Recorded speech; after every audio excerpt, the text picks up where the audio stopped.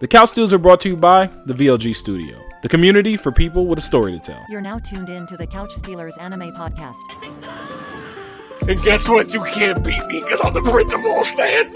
Oh my god, he about to he got a hand. Let's go. He's having a full-on Shinji Ikari. Why am I fighting this thing? Yo, what's going on, everyone? You already know it's the Couch Stealers. Welcome back. It's the one and only Meister Mikey J. And it's your boy AU. Yo, we appreciate y'all. Don't forget to listen wherever you get your podcast. Don't forget to like, subscribe, rate, and review. Follow us across all socials at Couch Stealers and subscribe to the Couch Stealer YouTube channel to watch this episode and other videos and shorts we got cooking. Make sure you hit that notification bell so you never miss a drop. AU, we back for another week, my boy. How you feeling? How you living? I ain't gonna lie to you. I almost cut you off for some reason. I just wanted to say miss a beat. And like, Miss I a just, beat?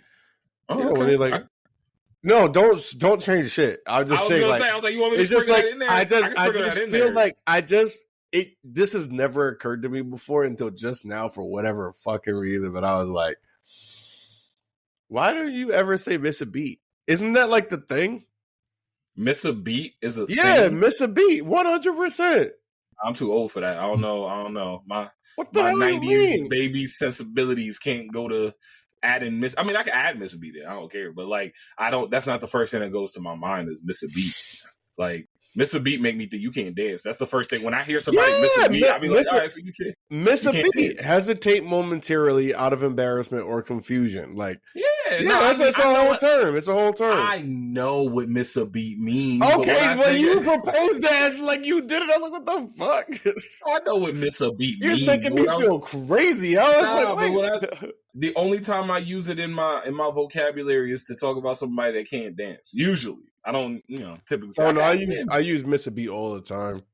No, I don't. I was like, yeah, we're gonna keep everything. Tees. We're gonna. Okay, I've never used that once in my life. Have I heard it a lot? Yes, I've heard it a lot, but I've never used it once in my life. But anyway, sorry, my fault. That just came out. I'm gonna let you cook. I don't got nothing to cook on. Like that was just it. That was an ingredient. I'm actually kind of hype. I'm making salmon teriyaki tonight. I'm actually kind of excited about it. I got it marinating now and everything. Don't overcook it. You baking it or are you doing it in the stove? We're gonna bake it. I'm gonna bake it and then I'm gonna like baste it with the teriyaki sauce. Yeah, of course. Hit the butter in that kinda, thing too. Put butter right on top. So when you baste it, you just baste it in the butter. Oh my god, I'm so hungry. I love being fat. So anyway, yo, AU man, we got a lot. That's of a half stuff diet, bro. That's salmon. I know, but I still love being someone that enjoys food. I enjoy. I don't food. think that make you fat. I think that just make you an enjoyable person. You like life. That's a part fact, of life is eating. But you've also been witness to me consuming food. See, so I was trying to give you an out. I was trying to give your big ass back an out. I was really doing my best. Big ass back is crazy. Big ass back is crazy. I'm big boned. Leave me alone. Anyway. Okay. Okay. Yo, man. In the words of your faith. Okay. Okay. Yo, listen. Shout out to all my people that play Lucas. Shout out to all my Smash heads that play Lucas. You already know it. Okay. Smash heads is crazy. Okay. Listen. Okay. But yo, man, we got a lot to dive into. We got a lot to talk about. First things first, we talked a little bit about it last week. We kind of gave a little bit of a feeler that we were going to be diving into this anime together, obviously, to talk about it here on the pod. And also because people have been just gassing it up for a very long time. They wasn't gassing shit up. Now we understand why. Oh, I don't know about you. I've seen a lot of people gas up. But you misunderstand. I mean, like, they weren't gassing anything up. They were doing an underwhelming job of how fucking fire this show is. Obviously, we are talking about Frieren. We are both on it. Beyond Journey's End. If you can't say the first part. Yep. And honestly, her name is a little difficult because sometimes it's like Frieren, but then it's like Frieren. But Frieren. I don't know either. I know free my homie Frieren. Free my homie Frieren is crazy. Nah, but one of the crazy said Ren low key, but all right. The best part about it that I really have enjoyed about Frieren, and AU's a little bit further than I am. I think maybe 2-3 episodes further than I am. But we've gotten to the point where we've met Frieren the Slayer, and that Slayer is really Slayer. All right, let's do this. First impressions. What has been your first impressions since watching Frieren and getting to the point that you're at now? Are we talking But about still the plenty to last go. where we are right now in terms of what we've gotten into Mhm. lately, like the last few episodes, or are we talking like the entirety of the show? The entirety to this point, what has been your sense of watching Frieren? It would have been like I said, some of your first impressions. Without giving spoilers, because remember, you like 2 episodes ahead of me. I will no, for sure. I will say that so far the title is one of the most fitting titles that I've seen for an anime. Frieren Beyond Journey's End, the whole a pimp named Slickback. Yes, a pimp named Slickback. And Gotcha. so the reason why I say that is because not only are we fleshing out what the title means as we go along, but we kind of already know what the title entails. Like, it's Beyond Journey's End. It's like her going through her. Can we call someone immortal alive? Someone who's immortal. You get what I'm saying? Are they Yeah. alive? Yeah. How do you kill that So, which has no life type deal? So exactly. So it's like, Yeah. if you can live forever, are you even alive? So like, that's a whole nother question. I ain't even gonna get into that one. That's like, You don't want to go existential? You don't want to go No, existential? that's water. That's water is wet, and I'm not going there with nobody. And so I say that because we're really just seeing what life is like. Life is like for this individual, not after her end, but everyone else's. And they are just giving us that so fucking well. Just the little tidbits that they feed you, these little tidbits, these little flashbacks, and seeing her really get to like look back on the life of the people that she no longer is involved with because they're gone, except for my boy. Shout out. I feel like I ain't gonna lie. I feel like he's black. I don't know why. I just feel like he's black. The dwarf. So the dwarf is black. I feel The like dwarf he's is black. I don't know why. I know he got blonde hair and a blonde I was beard, gonna but say like, the blonde bearded dwarf is black, but I respect it. I don't know why. He got Piccolo energy. That's what you Yeah, like I feel like he got Piccolo energy, low key. Like, I don't know. It's something about him. Anyways, I feel like those tidbits and like they just feed you these wholesome ass things about what she no longer has. And you as the viewer has to just sit there and like, I feel like we feel more emotions about what she feels than she does. And she's figuring it out. And we as these humans are just like, and she's just like, damn, I feel something. Like, you know what I mean? It's definitely a damn. I feel something. One thing that I'll say as far as my watching of Frieren and being involved in the episodes, and I think I just finished episode 10. You just finished episode 10. Yeah. Yeah. So I'm on episode 11 now. And one of the things that has stood out to me has been the fact of those moments when we get those flashbacks. I think the way they sprinkle them in to tell not only the backstory, but also give us a sense of emotion is done so well, because I've loved the first thing I've said, I've loved the direction of this entire show. 100%. The direction that they do when it's a character moment, when it's a moment for Frieren herself, when it's a moment for Fern, when it's a moment for whoever's getting that moment, when they give you that quick little flashback, and it is quick. Whatever it's like 45 seconds of flashback. But it's wholesome. Just know that 45 seconds, they're going to have your heart in the palm of their hands. Your heart is going to be in the palm of their hands for that 45-second flashback, and you're not even ready for it. And just to not capitalize, but just to augment what you were saying, and just to go even deeper into that, when you talk about the direction in which they're going, I think one of the reasons why we love the direction in which the show is going in those moments, and just in general, is that it layers the complexity of each character. Well, at least her. It layers her complexity. Definitely her. Definitely. It layers her complexity even further, and it's like, damn. Like, it's like, what the? Like, what? You got more layers? I mean, you've been alive for it. Let's throw it out there. Mm-hmm. You dealing with a maze that's been alive for 1,000 years. Put some respect on my name. Look, I'm going to say this, and I'm going to say this as respectfully as I can. And I need this to be seen and heard. She gave her a shot, by the way. She gave her a chance. I'm going to need this to be heard as respectfully as I could possibly say this. Frieren gives off such bad bitch energy when she fights.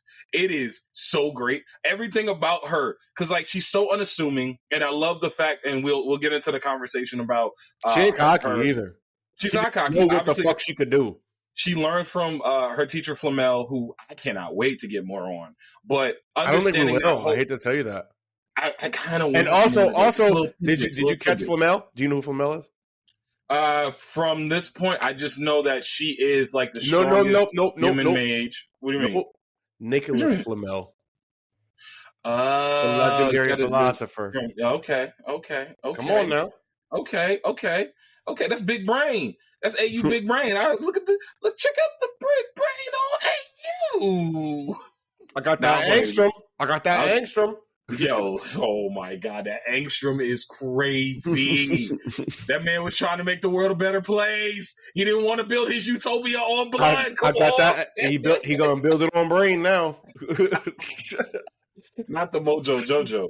Yo, not the Mojo Jojo. You do? Nah, but listen, my thing when it comes to Frieren as her as a character that I've really enjoyed watching we talked about the complexity. We talked about her getting those moments of her feeling her emotions, but I love the fact that she's realizing how much she's changing herself. And for someone that lives for so long to finally get to that point of, because I think about that episode when they were in the forest, and the forest showed you the people that you love the most, and it was supposed to be like, and she was like, "Oh, it's not my mentor anymore." Yeah, she saw Hemmel, and she was like, "Oh, I guess it's Hemmel." I was like, "Oh, I guess it's Hemmel this time." Which is crazy. It just she didn't say I guess. She was just like, "Oh, she assumed it was going to be Flamel, and it wasn't." And this is one way that I love how they do that, and I want to harp on that scene just for a little bit because growth for me. Not only just growth, but watching it for me, from my point of view as the viewer, watching her be able to dispatch a monster, knowing it is still a monster, but still recognizing the fact that her emotions has shifted in a way that it will allow her to view someone else and also realize, wow, I really cared about Hemmel if I'm seeing him here. No, that ain't Hemmel. I don't give a fuck. Hemmel? Am I saying Hemmel? I think you saying Flamel. And then trying to but listen, nigga name is definitely Hemmel. He's Hemothy. Hemothy. He's definitely Hemothy. And I'm excited to see more because again, they're all very unassuming. When you think of, I can't wait to see the Demon King, but they're all very unassuming, and yet they're all like beasts in the way that they, or at least from what we can see to this point, he had to be disgusting. He had to be. I mean, every time we've seen Hemmel go into a fight, he's cutting off some demon's arm. He's doing something quick. But even she calls him a hero, and I feel like for someone that's lived that long to be like, yeah, he was really like that, that's a fucking level of respect you have to give someone. You have to. 100%. You have to. And and I love how he did more after the adventure, just from, and we get little tidbits here and there. We don't know exactly all that he did, but we understand that Hemmel the hero wasn't just a title he got from beating the Demon King. No, he was a hero. He was a hero. He was a hero. And that has been just really interesting to watch. It's been really interesting to watch. You gonna gloss over that? What, you my hero? That's Griffin, man, when he was like, John Q. He's like, John, you my hero. Come on, chill out, bro. Chill out. I love that movie. John Q. Sorry. Listen, John Q for me is in such a place in my heart, bro. Like, it's in such a place in my heart. The first time I actually sat down and watched John Q, the tears that I cried on that day, like I will not bury my son. My son will bury me. Like, come on, bro. Come on. They did, like, I get it. It was Denzel. All right, sorry. I didn't mean to go there. Come on. Shout out my nigga Denzel. John Q for me is something special, bro. It is. But I going back to Frieren, what do you think of Fern and what do you think of Stark as far as like them as characters and their growth? Because Fern to me is a very interesting character. So great question. I just want to give this one little thing before we move on from Frieren herself. I was gonna say, just to kind of go back to where you asked me about the whole title thing. I just want to like just loop this in really quickly. Yeah. What I think I just narrowed down for myself, at least within this conversation that I'm having with you. Excuse me, little burp. We're watching her learn how to live in the moment. In a way that, yes, actually, not even which in a she way. has Yes, not in a yes. way, which No, I didn't yes, really 100%. realize until Yep. just now. And I think that's one of the most beautiful things about this is that we're watching this being who has had no concept. Her moments, again, like I said in the last pod, like your whole entire life is a side quest to her. So it's like we're watching her now learn to live in a moment, and that's just nuts. Mm-hmm. And it's beautiful, and they're doing such a great job. So to answer your question, Dang, I just want to slide one thing in I there. always love what. I said I want to slide something in real quick because Slide it in. Slide. Oh, pause. Wait. Hey, Yo. Hey, yo. okay. I'm back. Trying to get back to my thought and my point. So what I was gonna say was going back to Hemmel's funeral. The way she cried at Hemmel's funeral, I want to see as like, and again, we may see this down the road. We don't, we'll get there eventually. But I'm curious to see that out. Has she ever had that outpour of emotion? She did. For We saw it another already. person.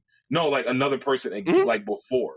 When did we see it again? What do you mean? Not before, but we saw it No, that's my point. with like, Hader or Hyder. Yeah, but when he passed away. When it happened to Hemmel the first time. But I think she would have. I think she would have cried for Hader or Hyder too. I think however you say his name. I'm sorry if I'm butchering it. No, but I'm saying in this point, that's her line of demarcation of realizing I need to be better when it comes to meeting people and understanding people. Because I think about it like this. I even can believe that she was not prepared for that level of emotional overload that she got at his funeral. I agree. Yo, no, we are 1,000% on the same page. Like, yo, what is happening? Not at the funeral. It was after. It was after. But, yeah, but you know I know what you mean. What I'm saying is, I think she would have had the same level of emotion for Hader or Hyder. Again, I'm saying both ways because I can't remember how you say his name. I think she would have had that same level of emotion if he died first. Because she cared about all of them. Obviously, Himmel was her focal point in terms of like he not allowed her, but he showed her and taught her how to be, in a sense, human and learn to live in a more like, open and not honest way, but a more open way with her emotions. But I think she would have had the same outpour no matter who died within their party at first. Okay. I personally think that, but I mean, anybody could debate it. I'm fine with that, but I think she would have cried and whatnot, no matter who it was.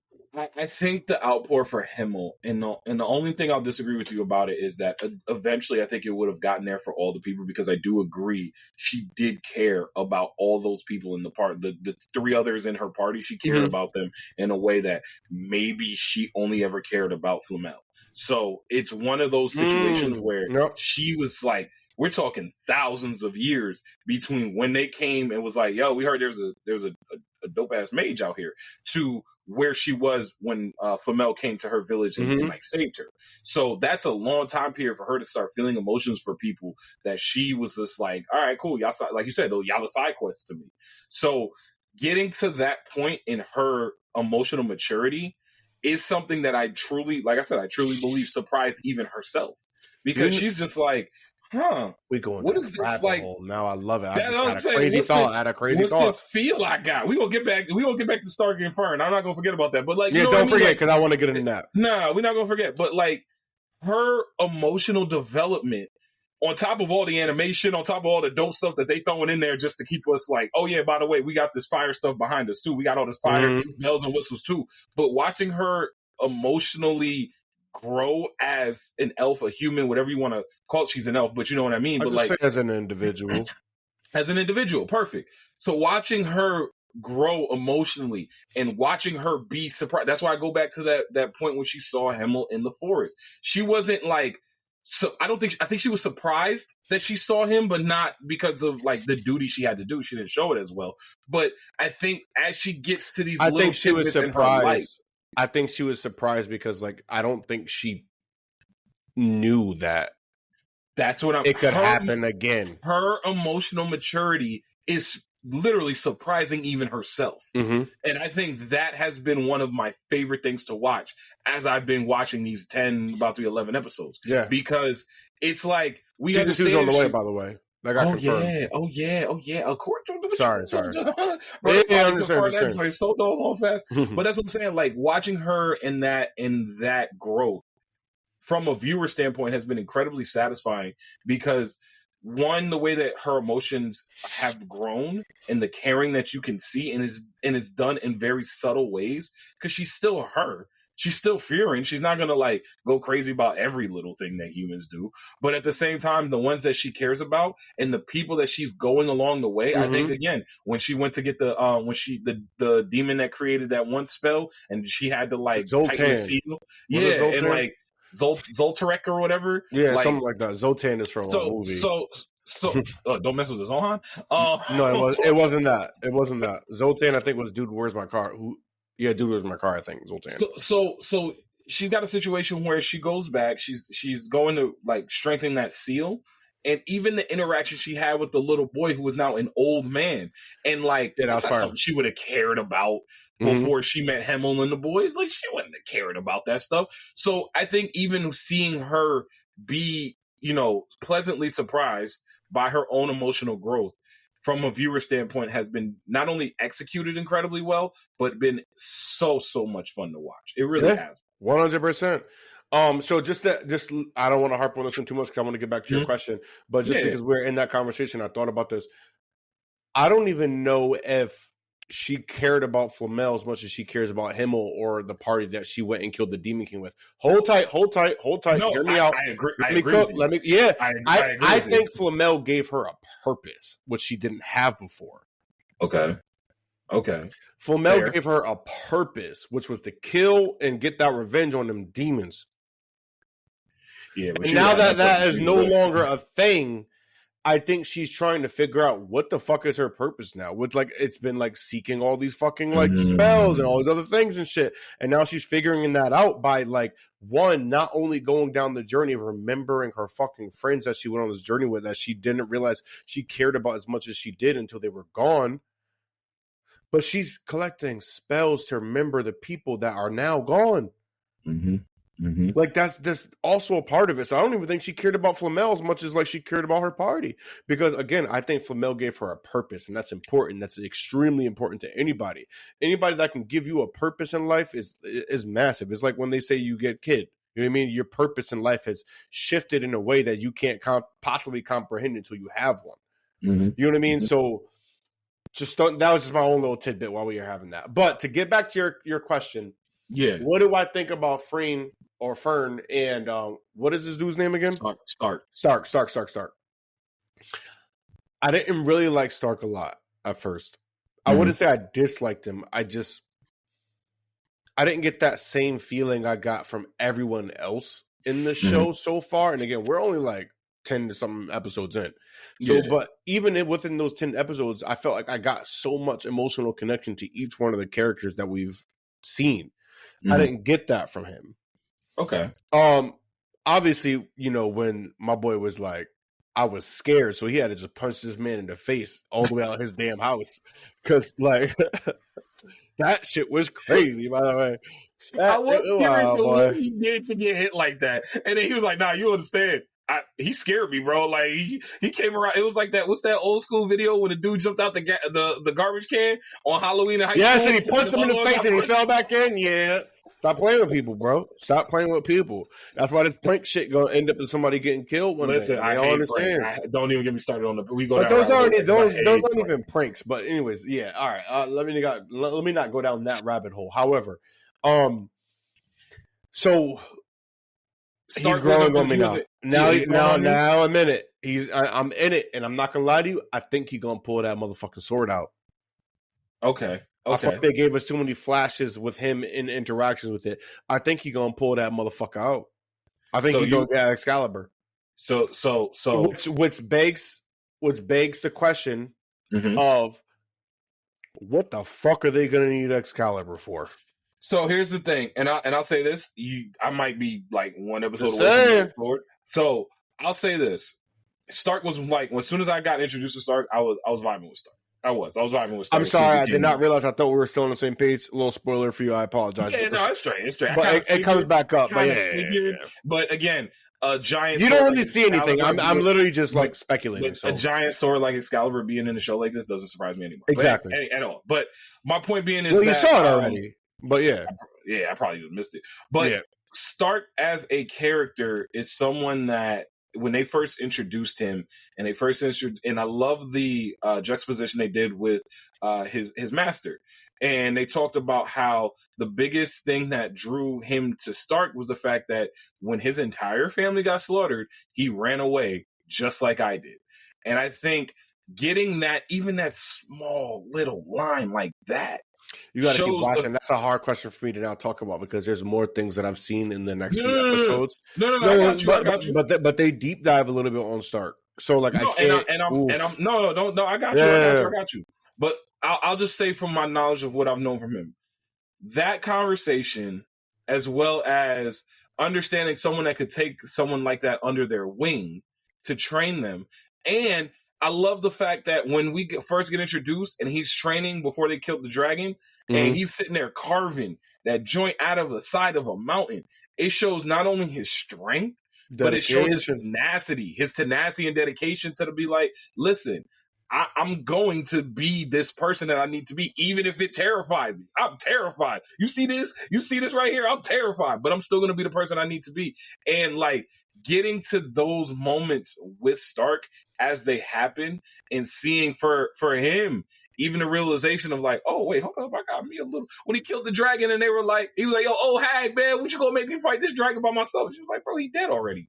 It's like, oh, yeah, I didn't even know my own strength. Okay. So I appreciate a character like that and having someone be there that can, yes, there's comic relief moments, and I think the comic relief in that is low-key is very underrated. It's very underrated. The fact that they keep calling him a pervert and he's just so clueless is like, what the fuck are y'all talking about? Listen, pervert? Like, perfect. And he's really not. There's one thing you're gonna catch that's gonna come out later, and it's gonna be fucking hilarious. But like, I love that little slapstick they do for him. Having a character like Stark and then having, again, in comparison with Fern and her. I ain't even getting her yet, but yeah. Right. Hold on. Before we jump into Fern, I just want to say about Stark specifically. The reason why I felt like there wasn't a lot of depth to him. And at first. He was just a dude with an axe. He was just a fucking dude with the axe. And that was so incomparable to everything that we've seen. Okay. You know what I mean? So it was just like, oh, shit. Like, I was like, cool. But what I will say is what Stark has shown me in terms of this world and the dynamic of the parties and when you go out to adventure together, excuse me, is what his role is. And not what his role is, but how important it is. Then they call him a front man? Like they're warrior. No, they're a warrior. They're a warrior. Yeah. But the thing is, like, I didn't realize the importance of those warriors until him. And I say that because mages can't get by without a warrior versus someone that's strong. No, of course not. Because they need time to they need time to do what the fuck they're gonna do. Yeah. And like we saw that in the fight versus the demons. Yeah, they could. I like. He had to, bro. The demon level of shit because I gotta tie it all in a little bit in a way. Was just like seeing him fight that demon girl. And it's like, oh, these are my master's moves and everything, and he was all in his head and whatnot. Then he's like, wait, you don't hit as hard as him. He's like, yo, trust me, I done got punched across out the house, over the field, through the woods, and out the house to grandmother's house we go. Like I done been hit all of that. Hard as him. And that was all just to give her time to make sure that she could do what she needed to do. And I loved that. And what I was thinking was that, like, oh, Stark is now Himmel to Fern. Absolutely. 100%. 100%. Absolutely. And just because we're here talking about that fight with the demons and all the juxtapositions and all this other good stuff and all the Kool-Aid, before I get into Fern, they did it again. This is what I was talking about in the beginning, where I said how they like depicted, or rather fleshed out what it looks like to view an elf and how their life goes. Mm-hmm. They did it for a demon, which was fire. They're deceivers. They're all these things, but they did it in such a way where it's like, you believe these motherfuckers, and it's like, yo, you can't believe these motherfuckers? Nah, At all? Not at all. Yo, when they was walking out of that one room, and the girl that Stark fought was like, "Yo, what's a father?" And I was like, "Yo, oh my god!" And he was like, "I don't know." Oh my god, please no, please kill And me. then ready, I'm about to hit you with a bar. I'm about to hit you with a bar though.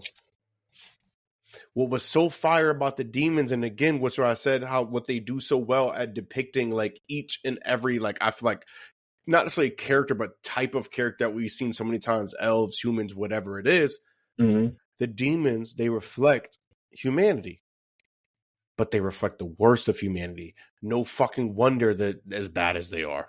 Mm-hmm. You can't even fucking blame them. They literally just imitate the worst of humanity. Humanity is pretty evil in the way that they kind of. Bro, I mean, I even think about like, that. They literally imitate the worst of humanity. They're not actually demons. They're just humans without everything else.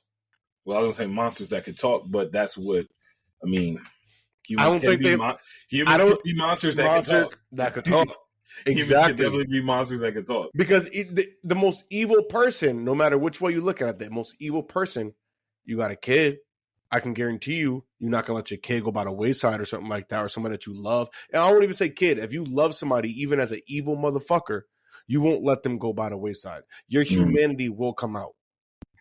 A demon, they don't have humanity. They don't have any humanity at all. They only have the worst. So it was fire. I loved that. I loved watching the demons develop and just seeing them. One thing that really came out to me, it stuck out to me, was when Frieren was getting ready to fight Aura, and she mentioned, and we were getting that flashback from Flamel about how how demons look at mana the same way humans look at like wealth, and the way humans treasure, look at like, gold, and clothes. And I was like, so y'all really gonna sit here and y'all gonna do this to me? Y'all gonna have me sit here looking at like y'all gonna, because it immediately clicks for me because of how important all of those things are in humanity. Even if some people will say, "Oh, that's not that important to me," as a whole, as humanity as a whole, status, wealth, that matters in this world. So if we're gonna look at the demon world and they're gonna be like, "Yo, your man only had 100." Bro, beat the 500 mana right here. Like, it's right here. It's always flex all the time. On flex all the time. And that's why it's ingenious the way that they. And again, that's why them. I said they did it again, dude. They did it again. They've been explaining what an elf looks like. Now they're explaining to a T what a demon is in a way that I haven't actually thought about. And I was like, damn. Wait, I can't wait to get to the dwarves. The more we learn about this world that they're in, because again, the world building is crazy. It's subtle. We don't get hit over the head with none of the world building. It's so subtle. We don't get hit over the head with nothing. Except for her emotional maturity. That's the only thing they hit us over the head with. But they do it in a way that's not... It blends, though, so that's why it's not hitting you over the head. It blends. But that's the main foundational piece of the entire story. I'm not saying it in a negative way. I'm just saying that's the thing that permeates every single part of the storytelling, is how this affects Frieren's emotional maturity. So that's what hits us over the head. 100%. Okay. But back to Fern. I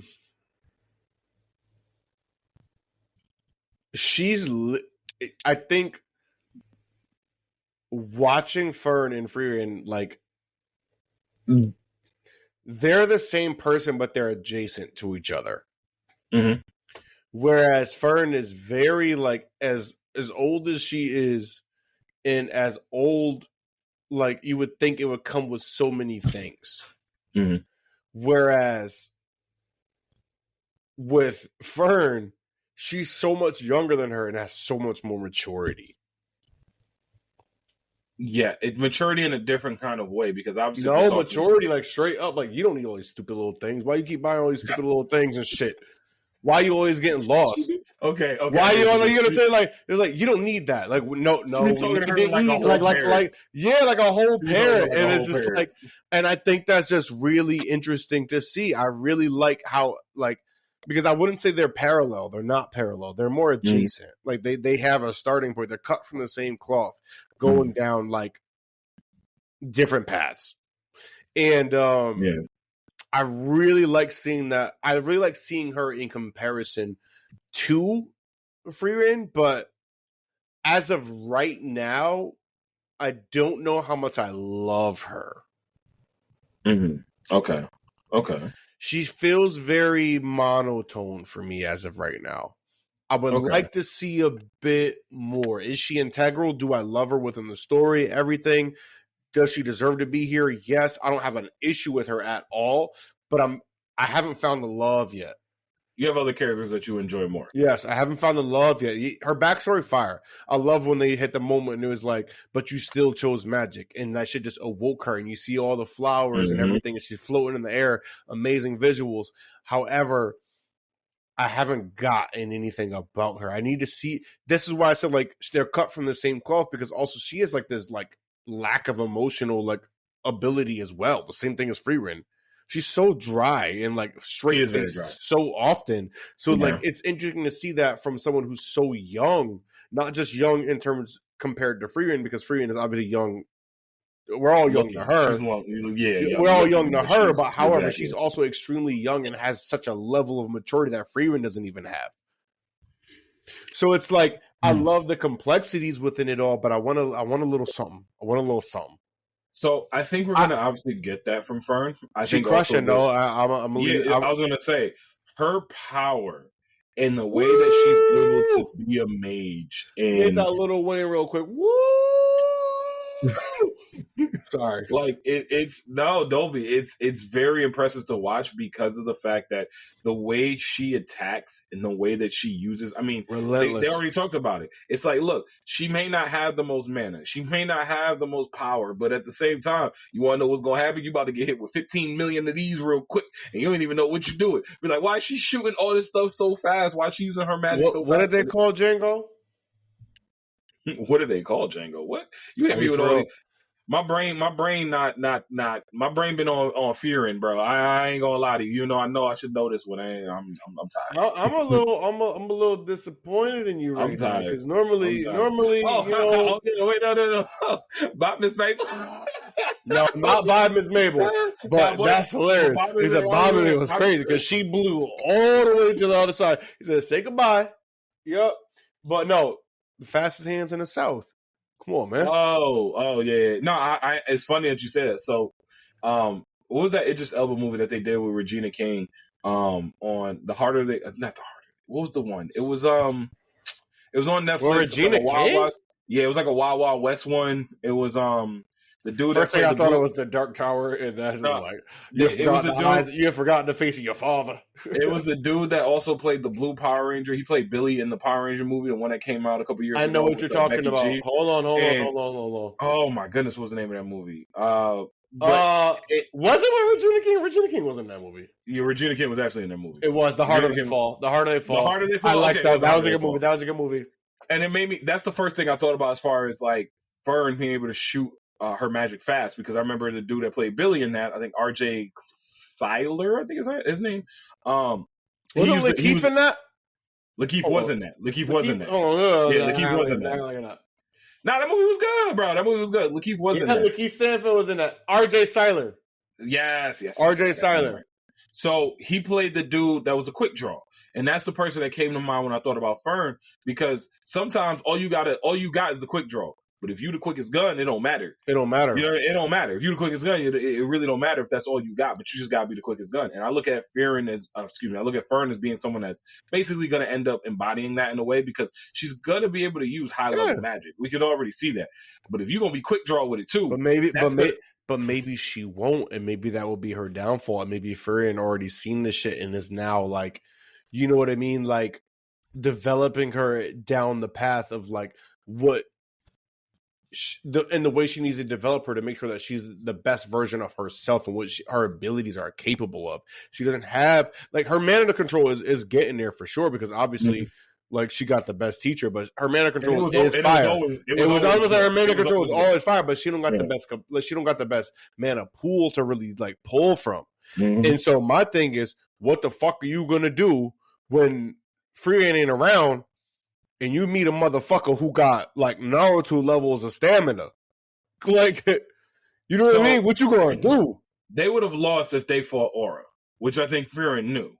Frieren knew they were going to lose. If she had to be the one. That's why she went by herself. Yeah, she had to be the one to fight her.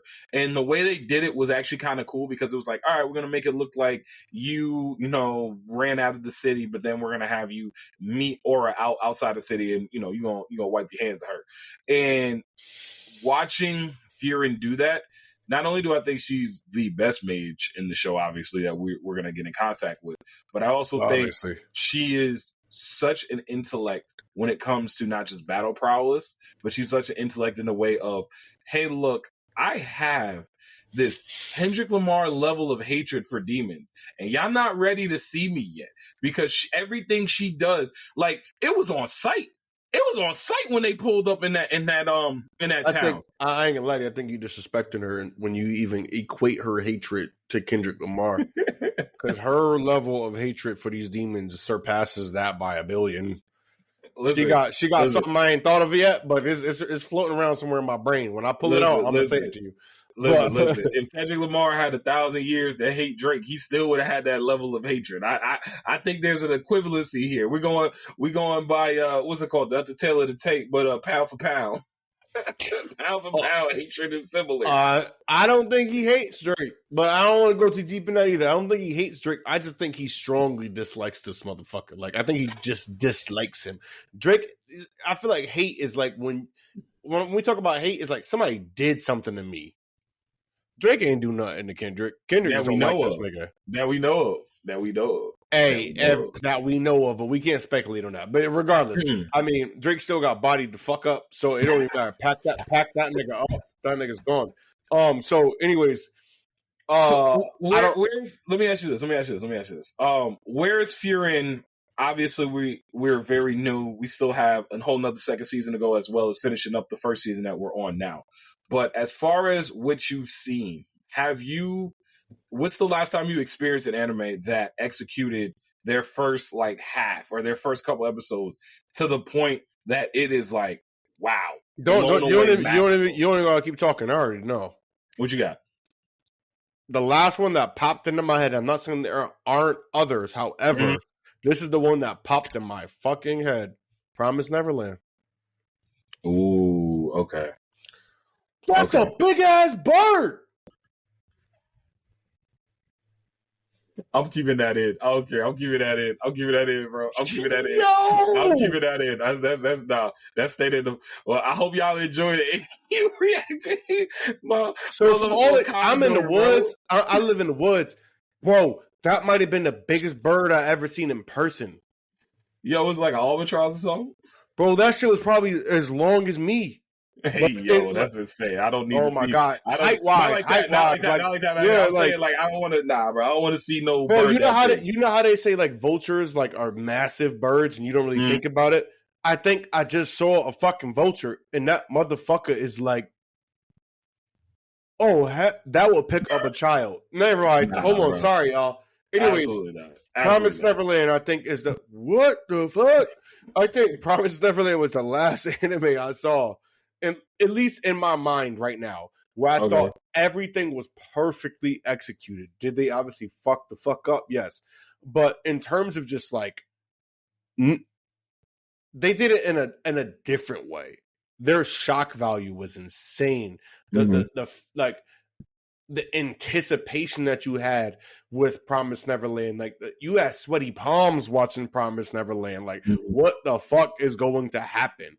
And the suspense was insane. Whereas when I'm watching this, I'm not getting suspense or anything like that. They're just tugging on me in a way that's just like my heart, man. My heart. They keep my heart on like the edge of its seat, whereas Promise Neverland kept my heart racing.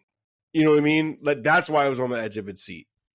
To me, it's been a combination of two anime that I've seen. One that I have finished and one that I didn't finish, but will one day go back and finish. But watching it reminds me of, and it's just part of the beauty and the amazement as far as the animation is concerned.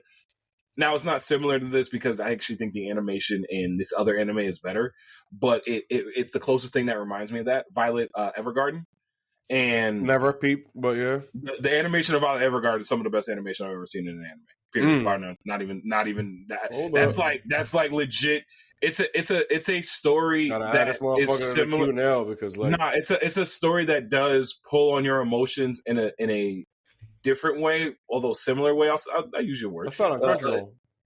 It's on Netflix. It's a Netflix one, and it's one of those anime that, watching it and seeing how much dedication went into creating the animation on Violet Evergarden, I've been blown away just by like the scenery of Violet Evergarden. I have been, just the scenery and the tone that it takes from it's a similar story of like, there's this character that had no emotions and now she's basically learning how to learning emotions, not even learning how, learning emotions. So it there's parallels there. Watching iRobot and shit.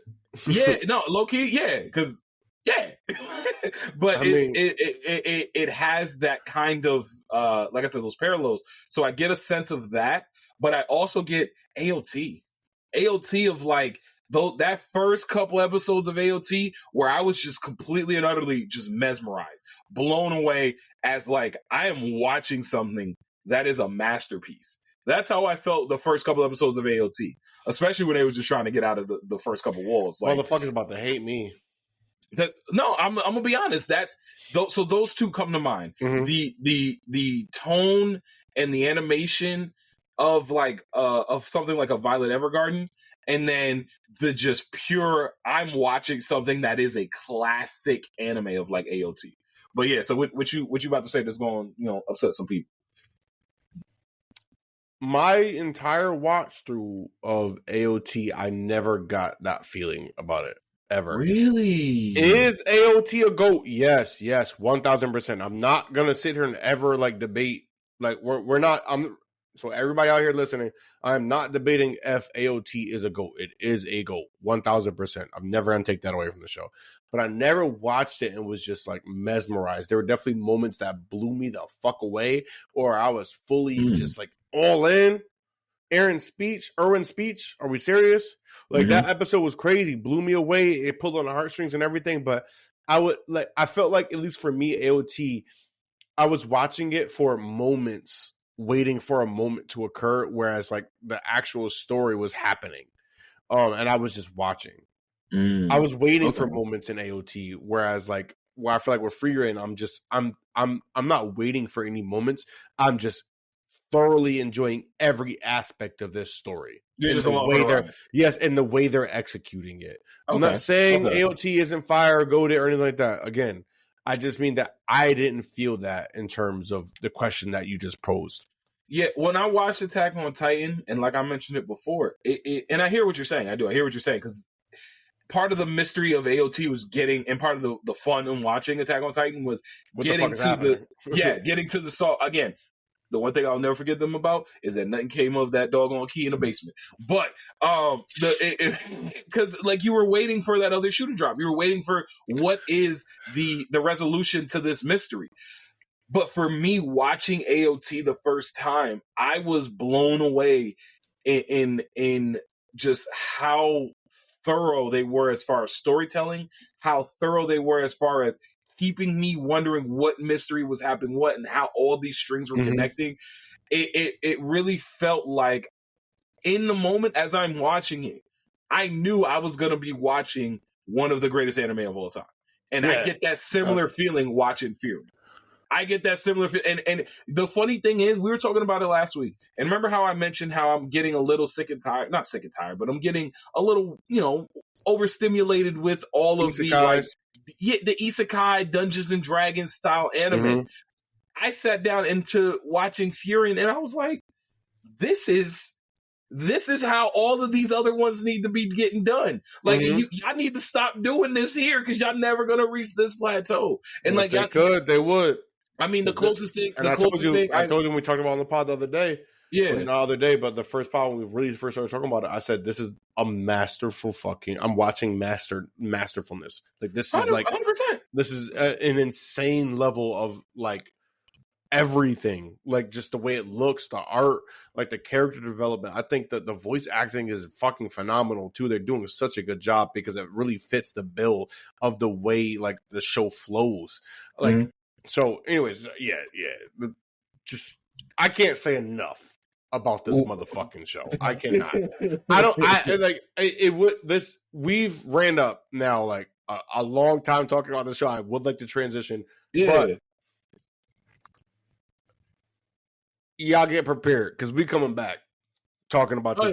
We probably gonna keep talking about this until we're done. Until we're done. Season. Yeah, until we're done. No, until we're done. So I hope y'all prepare. Like until we're done. Until we're done. We definitely gonna have some Frieren talk until we're done with it because, to your point, it's something that as an anime and as people, you and I that have watched a ton of anime from amazing S tier anime to some of the dumbest stuff we've ever seen in our life. Like, remember that one anime that we watched? Hold on, just because I'm here and it just clicked in my brain. This is like core memory unlocked. The one anime that we watched when like it was like some like beasts or some shit, and they were like rangers or something. I can't even.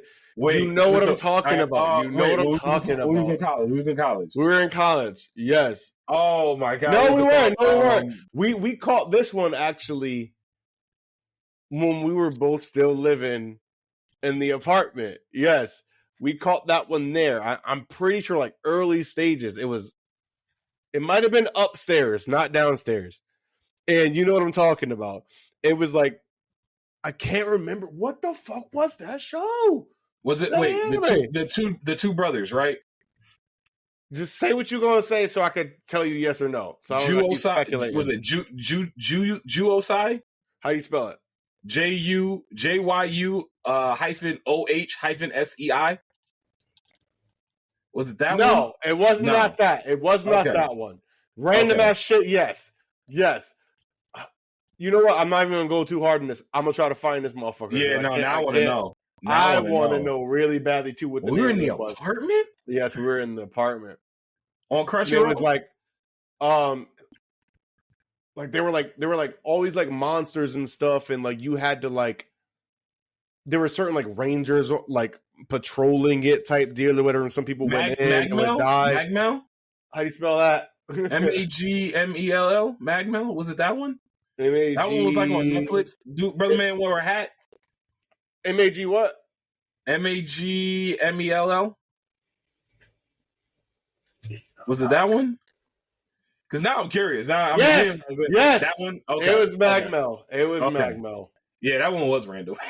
Random ass shit, bro. Oh, so random. Random. Sorry, y'all. Sorry. We watch a lot of anime and like that runs the spectrum. It does. So when you see some good, when you see an anime that is S tier, S plus tier, it is something that has to not only be cherished, but it has to be something that is going to be broken down quite a few times. So yes, we are going to be talking about Frieren until we get to the end of season 1. And then we're going to talk about it when she comes back for season 2. So just be prepared. Just to shift a little bit here, what you got? I want to jump into solo leveling. I hate it. Sorry, y'all. Sorry. I hate it. Solo leveling. That shit really like that. We already know is really fucking fire. However, I have a question to propose to you because it's been up and going for like running rampant on social media. Like how short it feels watching solo leveling. And this week's episode really reminded me how short that motherfucker is. I was watching this week's episode, and when it was ending, I fast forwarded. I was like, why they got this little fucking tidbit in the middle of the episode? It was the ending fucking theme song, dude. And I was like, nah, what the fuck? This shit is not over already. So I have a question to propose to you. What is the last anime that you've seen that has felt this short? I know what the first one that popped in my head is. It Mhm. may not actually be the last anime. However, it's the first one that popped in my head, so I'm going to stick with it. For me, it was My Hero Academia. Remember, like, those first, like, few seasons of My Hero Academia? We was like, this shit is over already? What the fuck? Yeah, that's a good one. That is a good one because I remember that's how the first opening when Deku was just running. Yup, running, bro. We'd be sitting there like, oh my god, what's about to happen next? No, why is Deku running? Yes, why is Deku running? Boy was running. Then so every time he would slip, we'd be like, yeah, my boy killed. He's still going. Yes, that was the last one I remember, at least on the top of my head. That closing, although the song, there are other better songs that I think My Hero has had as far as closing theme songs. That song mixed with that imagery, perfect. One of the best that they got. Honestly, one of the best that they got through the entire series. I think it's the best for me because I think it really set the tone for the entire show and what he was chasing after. So I'm gonna go a little off kilter, and then I'll answer your question. Off kilter. It reminds me of the same because I got a special place in my heart for openings and endings that have nothing to do with the actual series. I really do. Hate that shit. I love.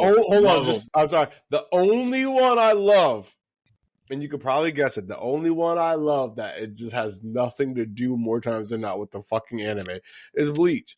Yeah, Bleach does fire openings, nigga. But like, I got nothing to do with niggas being nothing to do with the goddamn show more times than not.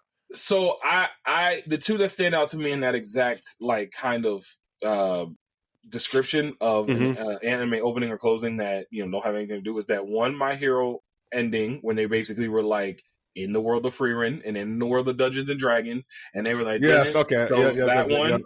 And although it's in the world, it was never a canon event. It had nothing to do. It could have been a filler episode, which I low-key am tight that they never made it a filler episode. But one of my all-time favorite Naruto endings is when in Naruto Shippuden, when they went to when Naruto was like, "Yo, I need some sparring," and he put up the sign for sparring, and all the team got Konohamaru, and all the team guy was like, "Yeah, we can do some sparring," and they was just in that joint, just hands. That whole ending was just hands as the music was playing. So those are the two for me that I'm like, all right, I kind of like that. So that brought me back to, we were talking about the endings, and so I had to throw that My Hero one in there. But to answer your question, as far as watching a show and a series that every time it felt like it was going too fast, I did have Attack on Titan in that. I definitely did. I had Attack on Titan. I had, what was the other one I had? I had three at the top. Attack on Titan did feel like that. I'll give you that one for sure. Attack on Titan definitely felt like that. The first season of Castlevania felt like that for me, where I wanted more, but then bang, it was like, oh, title screen. And then speaking of, you need to finish that. Nocturnal, I do need to finish that. Fire. No, I didn't need to finish that. Not for nothing. They gave black people so much love. I could already see it. Yeah, so much love. From where I'm at in Nocturnal, I could already see it. So much love, yo. So much love. I had a third one that was top of mind that I had as far as a series that went really fast, and and it's a fairly Dan. Definitely Dan. 100% Dan. Yeah, that's a recent one. I think that's why it slipped my mind. Yes, Dan. Absolutely was like, bro, what y'all doing, man? Like, what y'all I know y'all got more back there. Y'all got more episode back there. Don't play me right now. And those would be the go to the back, bro.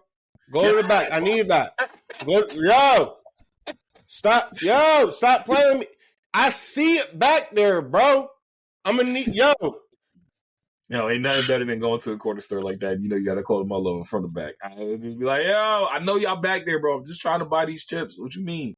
So those would be the three top of mind that immediately. All I can think about. I'm sorry, I hate to even cut you off again. All I can think about is that meme because we talk about it wasn't even really a meme. It was like, hey yo, what the fuck? Y'all ain't got no cheese. Yeah, no, y'all ain't got no cheese. That's one of my favorite ones to use when something crazy happened. It is definitely one of my favorite gifs and memes to use. So I would say those three. And to your point, I agree with you 100%. Solo leveling this week, especially, felt like we got to the point in the episode, and I could feel it coming because I was like, they're not going to show us this fight because this is what solo leveling does. They're not going to show us this fight. So when they started squaring up, I was like, this stupid ass episode about to end. This episode's about to end. You start getting tight. You start getting real tight at the end. Like, not them giving us a fake tournament. Like, and I'm excited to see them fight the S ranks from Japan. But that nigga's fucking shit. Yeah, I do think that like South Korea low-key about to get washed in that because they talking too much. They talking way too much, and they feel like they about to get washed. But the moment of that episode that I want to talk about the most is it goes against something that you said in not last week's podcast, but the week before. And I agree with you to this extent, but this one scene took that away for a moment. I know what you're about to say. But one scene is not enough. I know. Solo leveling has been getting carried by its animation. I'm not going to lie to you. Solo leveling is, and I'll agree with AU on this because this is your point, it's been carried by the animation, and one, that's not a bad thing. It's the similar way of like how you view Dragon Ball Z. When you look at Dragon Ball Z, you don't watch Dragon Ball Z for the complex story. You don't watch Dragon Ball Z for the emotional ties. You watch Dragon Ball Z because Dragon Ball Z got hands. And you know what everybody likes to watch? Hands. People throwing hands, people catching hands, people getting hit by hands. Like everybody loves that. And throwing ass. Solo leveling has something that is very similar to that as far as the entertainment value for me. I acknowledge that it's a great anime. I acknowledge that I'm really enjoying it. Very good. I won't say great. Very, very, very good. But it's nothing but hands. And so I hadn't been getting an emotional connection for solo leveling in any way, shape, or form. Boy, get to the point. I know what you're about to say. Mom, the fucking eternal elixir, nigga. That scene from him reflecting on, bro, is this even gonna work? Him trembling, him like, yo, even when he started crafting, he was like, bro, what you mean I can craft this and not gonna work? Importantly, that was the first time you saw him scared since he got his whatever the fuck he got. Yeah, since he reawakened, that's the first time we looked at Sun Jinwoo and saw him be the E rank. He has not been the E rank in a very long time. Mm-hmm. The E rank person is still in there despite all the drip that he got. God, bro, because they need to bring that back somehow because again, we lost connections like with the character himself. Like for starters, we never thought this nigga was gonna lose. Let's just be honest. Yeah, it's at that point now. The fights were fire. They did that shit, but I never for a single fucking second thought this nigga was gonna lose. Not even that last fight that he had with the Demon King. I didn't think he was gonna lose. They did a good job. Amazing fucking job. They even had me like, oh shit, this nigga, wait, hold on. This nigga's actually getting, the problem is he hasn't been challenged, it feels like. You know what I mean? Yeah. Up until that moment. And I feel like even then, like, oh shit, all right, we got close, but like, that nigga walked out with nothing. Nigga walked out ripped sleeves. Like, sun's out, guns out. Like, what the fuck? I typically do not like the overpowered trope of a character. It works for him. It works for the show. It works for the show. They do it so well. I'm not mad about it. I'm not mad about it. It works. However, just to get back to what I was going to say, I don't think it goes against what I said at all. I still think that what I said still stands strongly. And this is the beginning of potentially getting more like complexities and depth for characters within this show. I hope it does. And if it doesn't, it doesn't. I'm still going to love the show. I'm still going to tune the fuck in weekly. However, I don't think that one moment of him crying and his sister crying and her seeing him and everything, which was fire. I will say that one moment was really fire because she recognized him immediately. Ain't nothing like, you can't fool your parents. You know what I mean? Like, some people probably wouldn't even have known what he looked like, but you can't fool your parents, especially your mom. So, but that being stated, like, it was a great moment. I really enjoyed that moment. It was nice to get a little bit more heartfelt things in that aspect. But I don't think we're gonna get much more of that because the way they hyping up this motherfucking next few like episodes is gonna be nuts. Apparently, even worse than what we've been seeing. So, and thirdly, why are we getting Chimera arc all over again? Listen. I'm here for it. Why you gotta notice that? Why you gotta bring it up? Well, we're getting fucking Chimera arc, bro. Nah, don't worry about it. Just shh. Just let him cook. Let him cook. It is 100% the Chimera ant arc. Just let him cook. Like literally, like it's literally big ass ants killing motherfuckers. And just like doing whatever the fuck they doing. Now, if these motherfuckers are walking and talking when we get to that island, I'm like, yo, y'all really just copyrighted the fuck out of this shit. But we gonna see. Imitation is the highest form of flattery, and everybody love them some good Hunter. So just let them. That's a fact. All right. So, but like even to that point, I thought that for a show like Solo Leveling, I was pleasantly surprised at the capacity that they were able to have when it came to going to that emotional depth. Because we talked about it. Ain't really been no emotional depth. That's a shallow emotional pool that we done been seeing. We done seen Sung Jin Woo pull up, him literally be like, arise, and then just wash everybody. There hasn't been a lot of emotional, like, tug of my heartstrings in this show because it hasn't needed to be. And then arose his body and named him something other than what his actual name is. He's terrible with names. We gathered that obviously. However, you knew what this nigga name was. You didn't have to rename him into a fucking inanimate object. You didn't have to do that, bro. Is he Tank? No, he's not Tank. No, hold on. I think the name is Shield or some shit. Tank. Tank is the bear. Tuss is the mage. I forgot what he named him, but you're right. It wasn't his guy. It wasn't his name. His mama. You could have gave that nigga name, bro. You knew his name. You knew his goddamn name. So, like, I was pleasantly surprised that the emotional pool that they were pulling from for Solo Leveling wasn't as shallow as I thought it was going to be at first, because we didn't have a necessary. There wasn't a need for it. It really wasn't even there outside of the first episode where he got all of his like hacked up lives, legs, all of that stuff. But even then, that wasn't like emotional. That was like scared. That was suspense.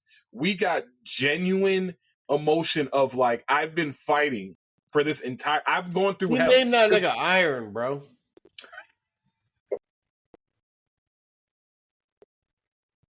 He named that nigga Iron. He named him an ore. He named him a fucking metal. Listen. Bro, just... I mean... That shit is grimy. Like, I know the nigga was not fucking... Anyway, was crazy. The thing is, I knew he wasn't, like, fucking with you and everything, like, while he was alive, but, like, you knew that nigga name, bro. I think that's something that, and I'm glad you actually brought that up, because I do think that's something that has not been explained, or at least looked at in a way that I would have expected it to be. Because up to this point, everything that he has arose has been everything that he's arisen. There we go. Thank you. Has been a monster, a demon, of something of another realm. Mm-hmm. That guy was a person. It was a person, bro. He was a person. Like that person, you like, knew him. You knew him. Like he had a name, and it wasn't Iron. So like naming somebody Iron, it kind of like Reek. He's basically Reek, only he got a big ass hammer. Like this. Like, you know what the worst part is? You know what the worst part is in that last episode when he said, "Oh, that's unusually like." He's like, that's uncharacteristic of you. When he actually helped him, Iron helped him with something. He's like, that's uncharacteristic of you. Yeah. Like, damn, that's fucking cold-blooded, bro. Listen. This nigga really reeked him. I also think that sick. To that exact point. No, but to that exact point, we've seen him slowly but surely feel like he's losing his humanity more and more. Yes. But then when his not that, bro, around, because you still out here naming motherfuckers, so like you ain't lost that much humanity. But even his reaction to his mom comes back home, and it's his mom and his sister, and he's like having that moment of, yo, they don't even know that I've like killed people for us to get to this point, and I've got to carry that. Like it's still in there. He's still in there somewhere small. I mean, we saw it when they asked him. He's like, "Oh, do you want to come on this raid?" Obviously, he's gonna go on the raid because we can't have something. And he got it. He got it. Yeah, he has to go on the raid. So, like, I mean, we saw it when they asked him to go on the raid, and he was like, "I don't know. This would be a perfect way to level up again. But then he was like, you know what? Since recent events, like, is this something I could really do? Like, everything that I set out to do, I did. So, like, what's left? Or what do you even care about? What do you even care about? To be fair, nigga, you're going to have to go fight the motherfucking ants or they going to come over here. You got to fight them eventually. You are going to fight them eventually. Apparently, they ain't stopping. Also, and they not slick about it. It is. You making me think now, bro. Listen. We've already hit on that. There's a Hunter thing here with the Chimera ants, but they think they slick sneaking in Budget All Might in there too. Budget All Might, bro. So Budget All Might. So Budget All Might come in there real quick. Price right All Might, bro. They not slick. They tried it, and I am excited to see. It was bad because they're saying this nigga got the military might of a whole entire country. Like that don't sound like All Might. Like y'all sneaked some shit in. Why? I ain't gonna say y'all snuck it in. Y'all just put it out there, and it is what it is. That's cool. It's not subtle. I'm still watching. I'm still tuning the fuck in. I'm having a great time. I'm enjoying this motherfucking show. So you didn't think it was good for the emotional side that they showed the Sun Jin-woo? Not for the show. And to be fair, I might be in a little bit of a biased standpoint here because I'm watching also Frieren in conjunction with it. Fair. You know what I mean? Fair, so like it's gonna be hard to beat that out when what you're doing is giving me hands when no one's giving me the heart. So it's like it's gonna be very difficult to beat that out. However, it was a great moment. I really enjoyed the moment, but I think that's all we're going to get from this show is like those one-off moments that were built to it, and that's it. I thought they built it up pretty. They didn't really build it up that well. No, but they did. They did. And I'll tell you why they built it up. Because we always knew this is what he was fighting for. We always knew it, but they didn't give us enough in between to like really have us have that connection. You wanted some flashbacks with him and his mom before she was asleep. Yeah, give me something, my nigga, like taking you to the park. Cooking you some food or something, like, god damn. Taking to the park is crazy. Like, yo, Sunjin, when you had a good childhood, bro. You had a good childhood. Like, damn. Taking them to the park is crazy. Where your mom at, nigga? Where your mom at, nigga? Nah. Bro, here. Bro, she ain't never pushed you on the swing before, Sunjin? Yeah, bro. Like, they didn't give us anything to really make that moment hit hard. It hit. It just didn't hit hard. It was executed better than I thought it would have been. They pull it from a shallow pool, like I said before. They pull it from a very shallow pool because their pool is deep in hands. They got hands for you. No matter what episode, no matter what, like it's literally. Remember that meme where it was just a fist with two buns? Yes, in between a fucking knuckle sandwich. That's literally all they got for you when it comes to solo leveling. So. It's okay. They wanted to put a little bit of diet fist on the side, like you know what I mean. Like you wanted to put a little bit. They got to. Sometimes you got to eat some. You got to eat something healthy. Sometimes you got to feed the soul. All I thought about, and it's not gonna be that funny, but I was thinking 2 Punch Man. Yo, 2 Punch Man. You said diet fist on the side. Yo, right. Wait, 2 Punch Man don't work the same as 1 Punch Man. It don't. The second punch don't hit. It's 2 Punch Man, yo. It's diet. 2 Punch Man losing fights because that second punch don't hit. Jesus, that's crazy. You running around the whole fight trying to get that second punch in.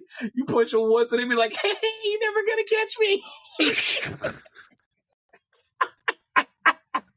Because I'm thinking about it. What if you try to fight somebody as 2 Punch Man? You gotta get that second punch in. No, so if you get hit once, in the pod, in the fucking pod. In the pod. You know, this episode is officially named 2 Punch Man. 2 Punch Man. And I'll tell you that right now, you ain't gonna know until you get here, but 2 Punch Man. 2 Punch Man should not be that funny, but that drink killed me, bro. I didn't even think it was gonna hit like that. It just what popped up in my fucking head. All I saw. My brain was, yo, I got that angstrom.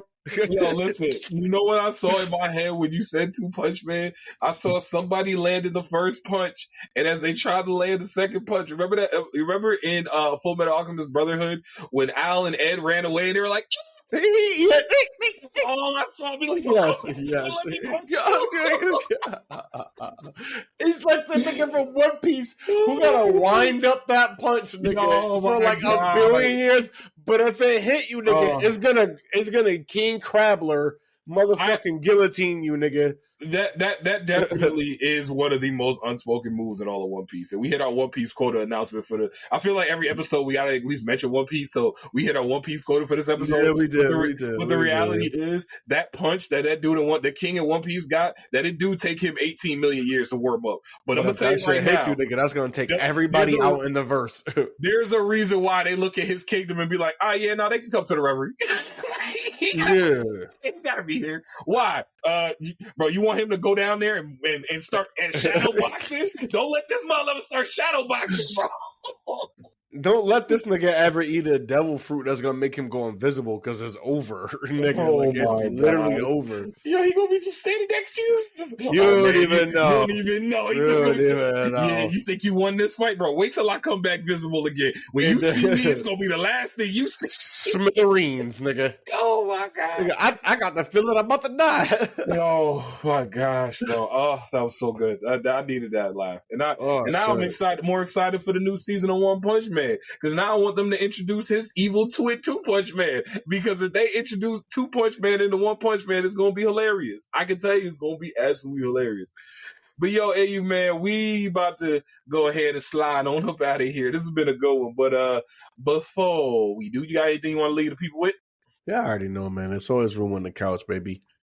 Always, always, always. And yo, listen to us wherever you get your podcast. Rate us, review us, check us out on our socials at Couch Stealers, and subscribe to the Couch Stealer YouTube and hit that notification bell so you know when we drop something brand spanking new, like this new episode we're gonna drop here, Two Punch Man of Frieren. It just gotta be. So yo, appreciate y'all as always, and don't worry, we're gonna be back next week for more crazy insanity, crazy stupid insanity. It's gonna be fun.